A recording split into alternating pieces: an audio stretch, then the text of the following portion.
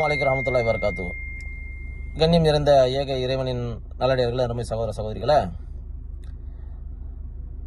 +2 state போர்டுடைய result வந்திருக்கு. அல்ஹம்துலில்லாஹ். CBSE உடைய ரிசல்ட் இன்னும் வரல. இனி இன்ஷால்லா வரும். அதுவும் ஒரு நல்ல ரிசல்ட்டாக கிடைக்கணும். இன்ஷால்லா துவா செய்வோம். அது போக பெற்றோர்களுக்கு ஒரு கன்ஃபியூஸ் இருக்கும். என்னுடைய மகனுக்கு என்னுடைய மகளுக்கு என்ன படிக்க வைக்கிறது அப்படின்னு சொல்லிட்டு கன்ஃபியூஸ் ஆக வேண்டாம். அவர்கிட்ட கேளுங்க. ஏன்னா அவங்க மக தான் படிச்சிருக்கிறாங்க, நல்ல மதிப்பெண் எடுத்திருக்கிறாங்க. இனியும் அவருக்கு என்ன படிக்கணும்னு சொல்லிட்டு அவருடைய எதிர்காலம் அவருக்கு நல்லா தெரியும். அவருக்குன்னு ஒரு பிளானிங், ஒரு எய்ம் கண்டிப்பாக இருக்கும். புரியுதுங்களா?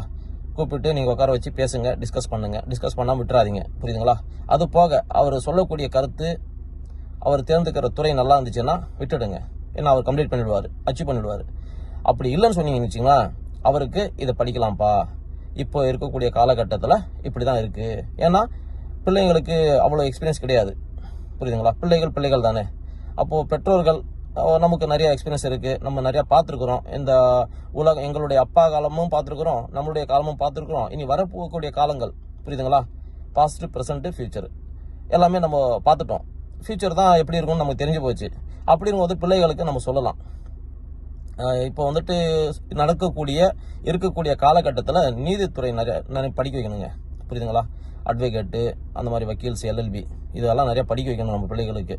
ஏன்னா அது ரொம்ப முக்கியமான ஒரு படிப்பாக இருக்குது. புரியுதுங்களா? அது போக மெடிக்கல் ஃபீல்டுங்க. மெடிக்கல் ஃபீல்டு, உங்கள் பிள்ளை வந்துட்டு, உங்கள் மகள் வந்துட்டு பயங்கரமான டேலண்ட்டு, நல்லா படிக்கக்கூடிய மாணவர்கள் அப்படின்னா அவங்களுக்கு நீட் எழுத வச்சு அவங்களுக்கு ட்ரை பண்ணுங்கள், முயற்சி பண்ணுங்கள். ஃப்ரீ ஆஃப் கோட்டாவில் மெடிக்கல் சீட்டுக்கு ட்ரை பண்ணுங்கள்.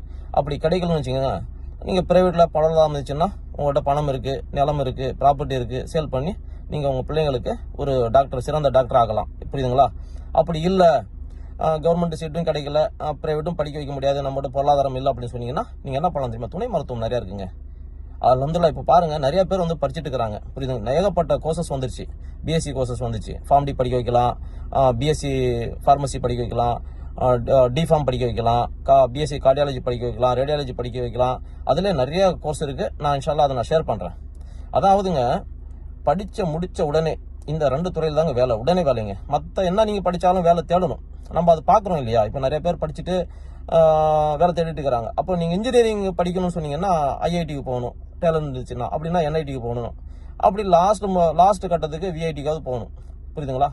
ஐஐடிக்கு போகணும், அப்படி இல்லைன்னா என்ஐடிக்கு போகணும், அப்படி இல்லைன்னா விஐடிக்கு போகணும். இன்ஜினியரிங் நீங்கள் படிக்கணும்னு சொன்னால் கொஞ்சம் வேல்யூ இருக்குது. புரியுதுங்களா? அதனால் நீங்கள் மெடிக்கல் படிச்சிங்கன்னு வச்சிங்களா, எந்த துறையாக இருக்கட்டும், உடனே உங்களுக்கு வேலைங்க. முடிச்ச அந்த காலேஜில் கூட உங்களுக்கு வேலை கிடைக்கும். அப்படி இல்லைன்னா உடனே நீங்கள் ஒரு சொந்த தொழில் கூட பண்ணலாம். அப்படி இல்லைன்னா இன்றைக்கி மருத்துவம் இல்லைன்னா ஒன்றுமே இல்லைங்க. அந்த நிலைமைக்கு ஆயிடுச்சு இப்போ. புரியுதுங்களா? மருத்துவம் இல்லைன்னா ஒன்றுமே கிடையாது. இப்போது நம்ம காலையில் பிரேக்ஃபாஸ்ட் சாப்பிட்றோம், மதியம் லஞ்சு, ரைட்டுக்கு டின்னர் சாப்பிட்றோம் இல்லையா? இப்போ ஒரு பயம் இருக்குது. இனி வரக்கூடிய காலங்களில் காலையில் ஒரு மாத்திரை, மதியம் 2 மாத்திரை, நைட்டுக்கு ஒரு 3 மாத்திரை, இந்த மாதிரி ஒரு காலகட்டம் வருமோன்னு ஒரு பயமாக இருக்குது. அந்த மாதிரி மாத்திரை சாப்பிடாத யாருமே கிடையாதுங்க. 90% எல்லாமே அதுக்கு அடிக்ட் தான். ஏதாவது ஒரு வியாதி பிரச்சனை இருந்துதான் இருக்குது. நம்ம ஒரு 20 வருஷத்தில் பார்த்தீங்கன்னா மருத்துவம் எங்கேயோ போயிடுச்சுங்க. அது நீங்கள் உங்கள் சொந்த ஊரே பாருங்களேன், நீங்கள் இருக்கக்கூடிய உங்கள் ஊரே பாருங்கள், ஹாஸ்பிட்டல்ஸ் எல்லாம் எப்படி போயிடுச்சு பாருங்கள், காம்ப்ளெக்ஸ் மாதிரி ஆயிடுச்சு. அதனால் நிறைய ஆப்பர்ச்சுனிட்டி இருக்குது. சொந்தமாக தொழில் பண்ணலாம், வேலை செய்யலாம். புரியுதுங்களா? புரிஞ்சிருக்கும்னு நினைக்கிறேன். இன்ஷா அல்லாஹ் பிள்ளைங்களுக்கு சொல்லிக் கொடுங்க. இன்றைக்கி நம்ம பார்க்குறோம், நிறைய பேர் என்ன பண்ணுறாங்க தெரியுமா? நல்லா சம்பாரிச்சுட்டு பிள்ளைங்களுக்கு படிக்க வைக்கிறது கிடையாது. ஏதாவது ப்ராப்பர்ட்டி இன்வெஸ்ட் பண்ணுறாங்க. ப்ராப்பர்ட்டி இன்வெஸ்ட் பண்ணுறது கரெக்டு தான், இல்லைன்னு சொல்லலை. ஆனால் உங்கள் பிள்ளைங்களுக்கு படிக்க வைக்கணும், அந்த ப்ராப்பர்ட்டி விற்று படிக்க வைக்கணும். ஆனால் அது செய்கிறது கிடையாது. பெற்றோர்கள் செய்கிறது கிடையாது. சரி, அவன் படிக்கலை, படிப்பு ஏறல, விட்டுடுங்க. அப்படியே விட்டாச்சுன்னா அவங்களுடைய எதிர்காலம், அவங்களுடைய ஜெனரேஷனே மொத்தமே வந்துட்டு முடங்கி போயிடும். ஒரு மனிதனுக்கு கண் எவ்வளோ இம்பார்ட்டனுங்க. கண் இல்லைன்னா என்ன சொல்லுவாங்க? உலகமே கருப்பா வெள்ளையான்னு கேட்டால் அவன் கருப்பு தான் சொல்லுவாங்க. கண் இல்லாதவருக்கு போய் கேளுங்களேன், உலகம் எப்படி பாருங்கன்னு கேளுங்களேன், அவர் வந்து கருப்பு தான் சொல்லுவார். ஏன்னா அவர் கண்ணு மூணுனா கருப்பாக தான் தெரியுது, அவர் வெள்ளையே தெரியாது, மனுஷன் எப்படின்னு கூட தெரியாது. அந்த மாதிரி கண் ஒரு மனிதனுக்கு எவ்வளோ இம்பார்ட்டனோ, முக்கியத்துவமோ கொடுக்குதோ, அதே போல் படிப்பு ரொம்ப முக்கியங்க. நம்ம யாருடைய துணை இல்லாமல், படிப்பு இல்லைன்னு வச்சுங்களேன், யாருடைய துணை இல்லாமல் நம்ம வாழ்க்கையை நடத்துறது ரொம்ப கஷ்டம். புரியுதுங்களா? அவ்வளோ முக்கியங்க படிப்பு. படிப்பு இல்லைன்னா ரொம்ப இன்னும் சொல்லிக்கலாம், அவர் படிக்க செஞ்சார், எவ்வளோ பெரிய சூப்பர் மார்க்கெட் வச்சுக்காரு, அவர் படிக்க செஞ்சார், ஒரு தொழில் பண்ணுறாரு, அது குறையுங்க. அது வந்துட்டு மிக குறைவு. புரியுதுங்களா? நீங்கள் அந்த மாதிரி கம்பேர் பண்ணிடக்கூடாது.